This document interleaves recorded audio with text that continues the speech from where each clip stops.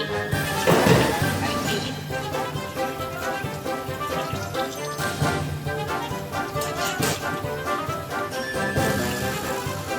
I'm using warm water to take out the smell and sanitize the machine itself.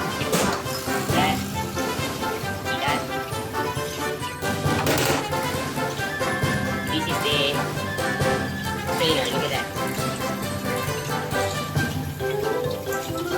This is where the meat passes through.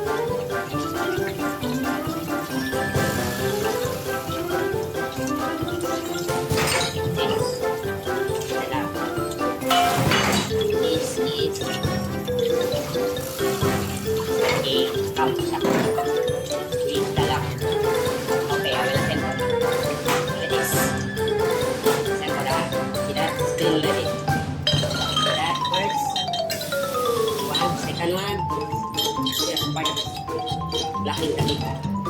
Okay. And sorry, I forgot. The tip. The most important tip. The tip. The machine. That.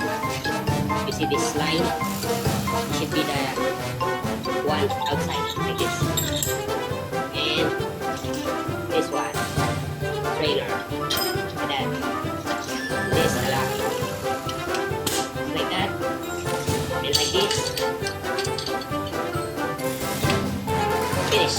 Okay? Good now. Okay, ciao ciao guys.